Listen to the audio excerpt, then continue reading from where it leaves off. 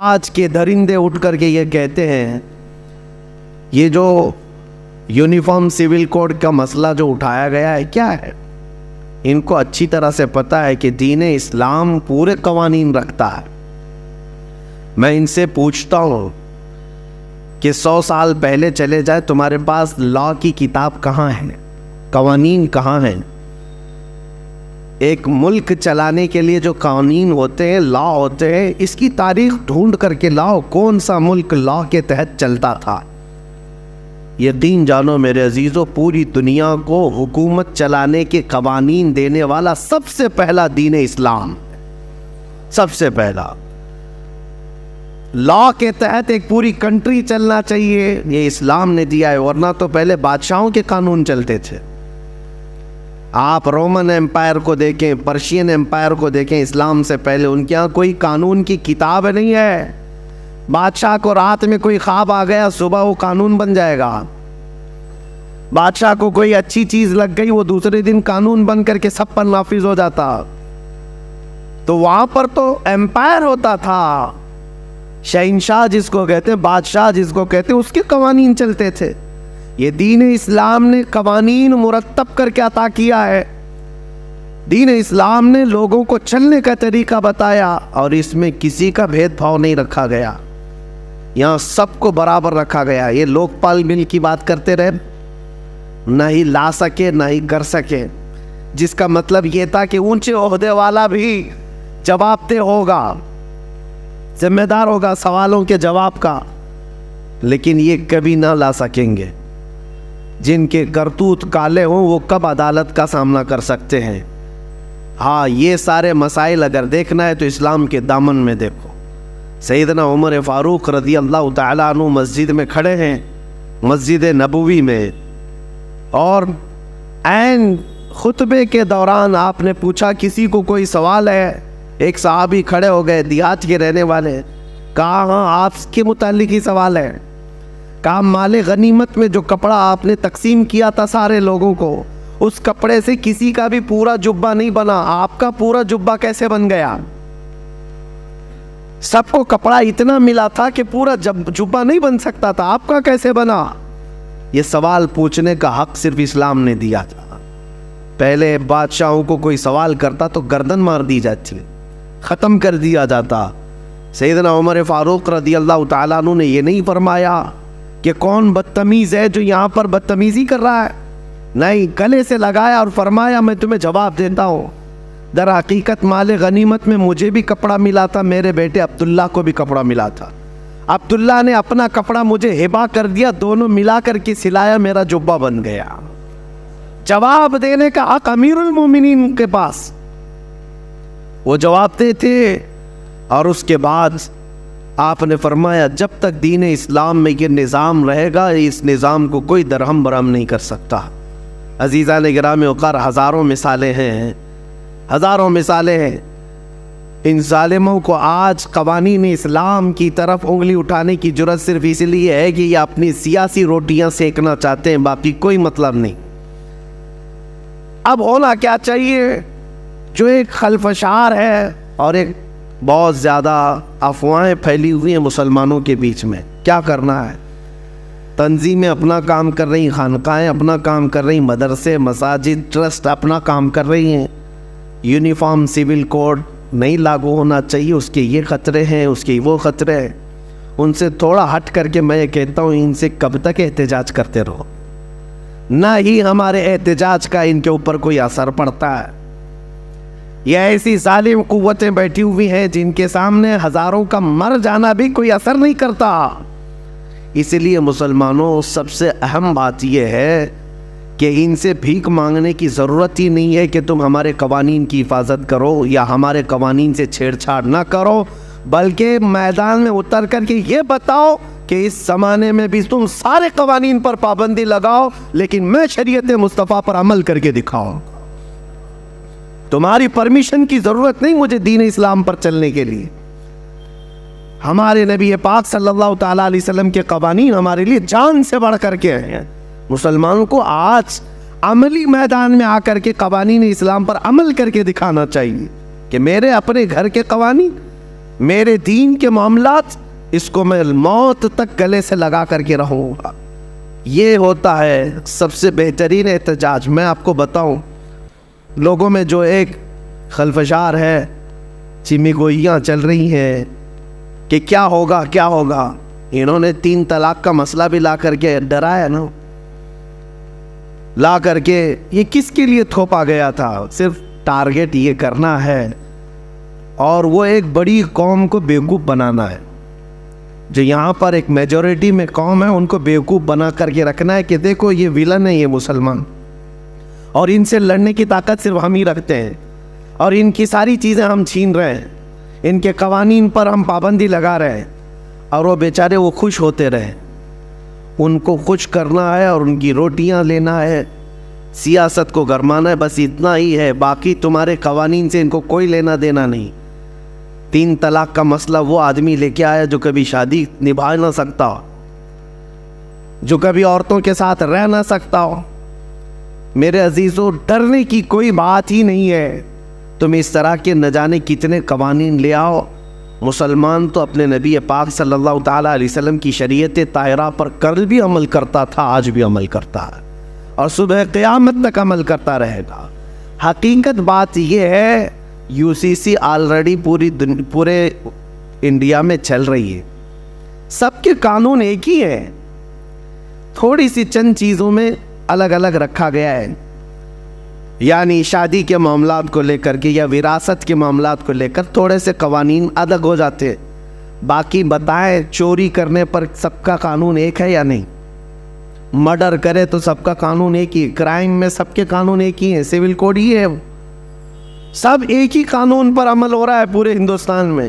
ایسا نہیں ہے کہ ہندو قتل کرے گا یا مسلمان قتل کرے گا تو اس کے لیے لاء کی کتاب میں الگ الگ جرمانے, الگ الگ سزائیں نہیں ہے, ایک ہی سزا ہے, سب کی ایک ہی سزا ہے. ہاں, بس میرج ایکٹ الگ اور وراثت کے معاملات الگ بنائے گئے ہیں. اس کو تم ختم کرنا چاہتے ہو, میں مسلمانوں سے ہی کہتا ہوں, تو اگر آپ اس نشانے پر اپنے آپ کو سمجھ رہے ہیں کہ ہم کو ہی ہلانے کے لیے سب بنایا گیا ہے, تو میرے عزیزوں, آپ اپنے نکاح مسجدوں میں کرتے ہو, آپ اپنے نکاح شریعت کے دائرے میں کرتے ہو, آپ کو کبھی فرق نہیں پڑے گا. آپ اپنے گھر کے مسائل مسجدوں سے حل کرتے ہو, علماء دین سے مسائل پوچھتے ہو, تو کبھی ان قوانین کے 1000 لاگو ہونے پر بھی آپ پر فرق نہیں پڑے گا, آپ پر فرق نہیں پڑے گا. اسی لیے میں یہ کہتا ہوں کہ ان تمام مسائل پر احتجاج کرنے کی ضرورت نہیں, بہت زیادہ ایگریسو ہونے کی ضرورت نہیں, ورنہ ظالم کتا یہی انتظار میں ہے کہ مسلمان کب بھڑکیں گے, کب بدکیں گے, اب کب سڑکوں پر آئیں گے, کب یہ توڑ پھوڑ کریں گے اور ہم دوسروں کو ڈرائیں گے کہ یہ دیکھو ایسی وحشی قوم ہے.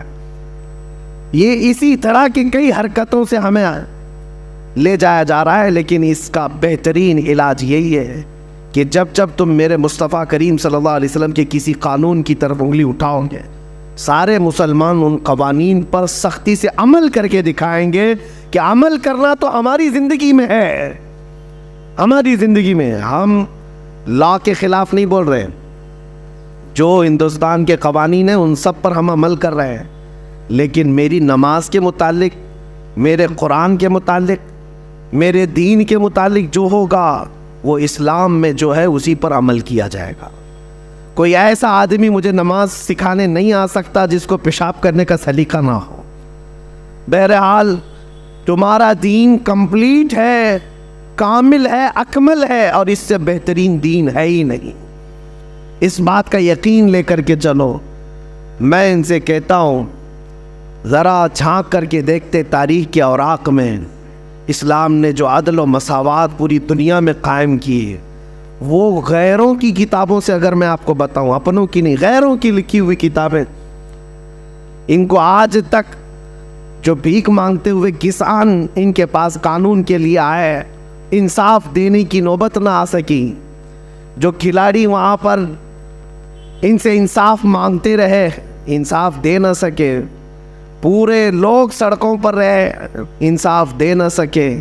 اور پارلیمنٹ میں بیٹھ کر کے اگر قوانین اسلام کو نشانہ بنانے کی کوشش کرتے ہیں تو میں دعوت دیتا ہوں, آؤ دیکھو دین اسلام تم یہ کہتے ہو اس کا اکروچ تھا، ظلم تھا، بڑھتے چلے گئے. ایک روایت میں نے پڑھی آج ہی، عمر ابن عبدالعزیز رضی اللہ تعالیٰ عنہ کا زمانہ خلافت ہے. حضرت عمر ابن عبدالعزیز، ان کو 5واں خلیفہ راشد بھی کہا جاتا ہے، اتنا عدل تھا ان کا. ان کے زمانے میں سمرقند، جو آج ازبکستان وغیرہ رشیا کے علاقوں میں آتا ہے، سمرقند پر اسلامی فوج نے حملہ کیا اور پورے سمرقند کو فتح کر کے اپنا جھنڈا پھیلا دیا. اور سپہ سالار کون تھے؟ حضرت قتیبہ. اور جیسے ہی سمرقند فتح ہو گیا، اعلان ہو گیا کہ یہاں پر مسلمانوں کی حکومت ہے اب، تو لوگ دوسرے دن صبح اٹھے اور ان کو ایسا لگا کہ یہ اچانک ہو گیا ہے. تو وہاں پرانا چرچ تھا، وہاں ایک پادری رہتا تھا. اس نے کہا یہ کیسے؟ ہم نے سنا ہے مسلمان اس طرح سے اچانک نہیں کرتے، لیکن 50,000 کی فوج قتیبہ کے ساتھ ہے، کون مقابلہ کرتا؟ اس عیسائی نے اپنے چند ساتھیوں سے مشورہ کیا کہ یہ ایسا مناسب نہیں ہے، ہم ان کے خلیفہ کے پاس جاتے ہیں. تو وہ ملک شام آیا چند ساتھیوں کو لے کر کے. دمشق میں عمر ابن عبدالعزیز اس وقت رہا کرتے تھے. جب دمشق آئے تو اس عیسائی نے لوگوں سے پتہ پوچھا کہ خلیفہ وقت کہاں ہے. لوگوں نے جو اشارہ دیا، پتہ بتایا، اس پتے پر آ کر کے دیکھا تو ایک چھپر کا گھر ہے اور ایک دبلا پتلا آدمی کپڑے سیتا ہوا بیٹھا ہے. یہ عیسائی پادری قریب آیا اور اس نے کہا انہوں نے دھوکہ دیا مجھے. پلٹ کر کے پھر کہنے لگا میں مسلمانوں کے خلیفہ کے پاس آنا چاہتا ہوں. تو ایک بوڑھے شخص نے کہا وہ جو کپڑے سل رہا ہے وہی خلیفہ ہے، وہی ہے جس کا رعب و دبدبہ اتنا تھا عمر ابن عبدالعزیز کا. اللہ اکبر. آپ تاریخ پڑھیں، عمر ابن عبدالعزیز کے زمانے میں 200 کلومیٹر دور بھی اگر کوئی بیٹھا ہوا ہے تو نا انصافی کرنے سے گھبراتا تھا، ڈرتا تھا کہ عمر ابن عبدالعزیز کا دور چل رہا ہے. اور اس خلیفہ کا وقت یہ ہے کہ ایک چھپر کے گھر کے نیچے بیٹھے ہوئے کپڑے سل رہا ہے. اس عیسائی پادری نے سوچا کہ ان سے مجھے کیا انصاف ملے گا. 50,000 کی فوج لے کر کے جو سپہ سالار میرے شہر پر حملہ آور ہوا ہے اس کے بارے میں کیا بتاؤں گا. کہا کہ پھر بھی کہہ دیتا ہوں. عمر ابن عبدالعزیز کے پاس آیا اور کہا میں سمرقند سے آیا ہوں، میری ایک شکایت ہے. کہا بتاؤ کیا ہے. کہا کہ آپ کا ایک سپہ سالار تقریباً 50,000 کی فوج لے کر کے آیا ہے، آس پاس کے علاقے فتح کرتے ہوئے اچانک رات کو ہمارے شہر پر حملہ کیا اور دوسرے دن فتح کا اعلان کر دیا. کہا کیا چاہتے کیا ہو. کہا میں نے سنا ہے کہ جب کبھی مسلمان فوجی جاتے ہیں کسی جگہ پر تو سب سے پہلے ان کو دعوت پیش کرتے ہیں عدل و مساوات کی، اسلام کی، امن کی، اور اگر وہ سامنے والے ماننے کو تیار نہیں اور جنگ کرنے پر تیار ہو تو جنگ کرتے ہیں اور اس کے بعد فتح کا اعلان کرتے ہیں.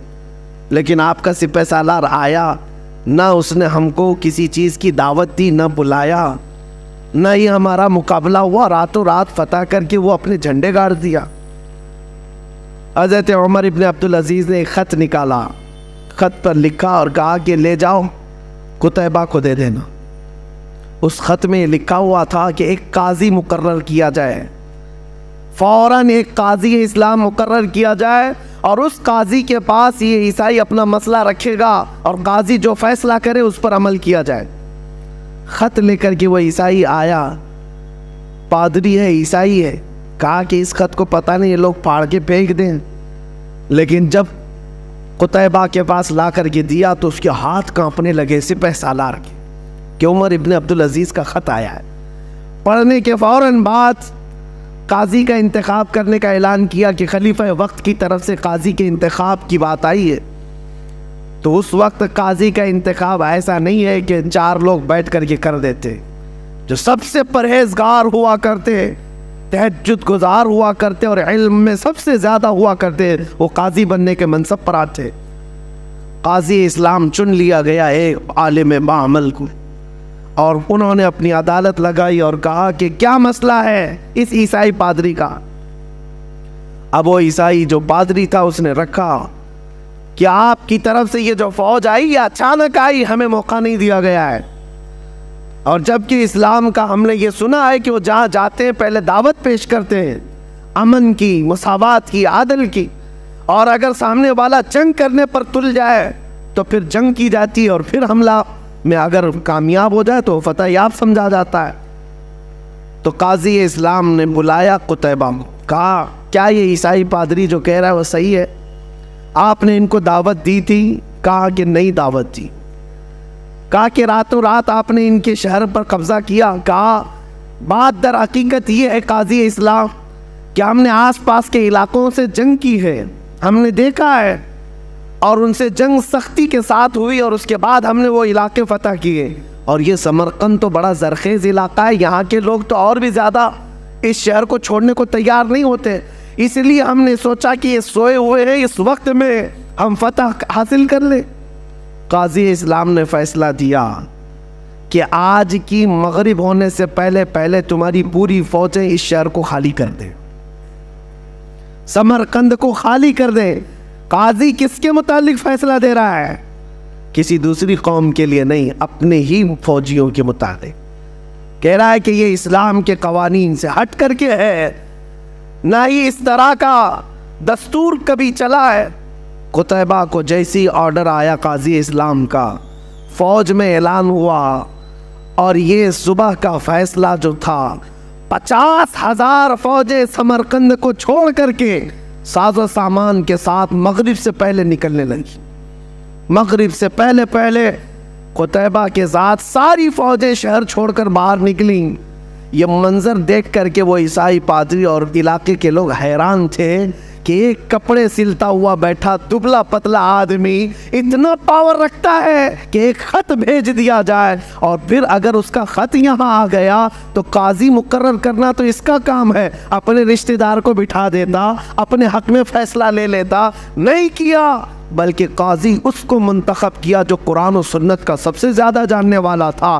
اور قاضی کو بھی یہ چاہیے تھا کہ فیصلہ دیتا تو اپنی قوم کو دیکھ کر کے دیتا، لیکن قاضی نے وہی فیصلہ دیا جو اسلام کہتا تھا.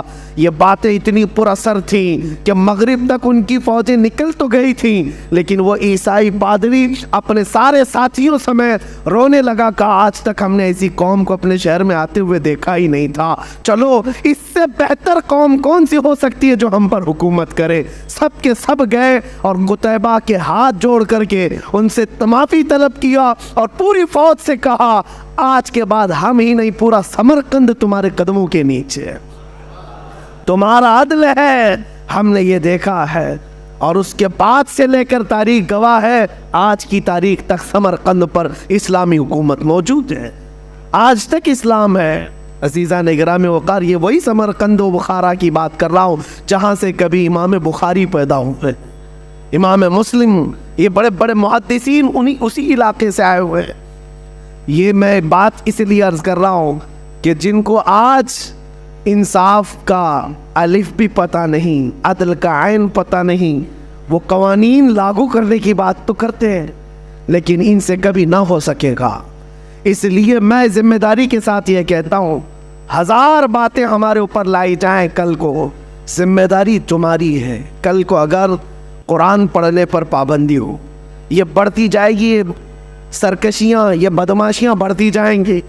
طلاق کا مسئلہ، شادی کا مسئلہ، تمہارے کھانے پینے کا مسئلہ بڑھتے بڑھتے اب تو یہ ڈیبیٹ کرنے لگ گئے، دجالی میڈیا میں بیٹھ کر کے کتے بحث کرتے ہیں کہ کلمہ طیبہ بھی جو ہے ان کا بڑا سخت ہے، لا الہ الا اللہ، اس میں ہمارے سارے خداؤں کا یہ لوگ انکار کرتے ہیں، کوئی خدا نہیں ہے، صرف اللہ ہے، اور ہم موت تک انکار کرتے رہیں گے.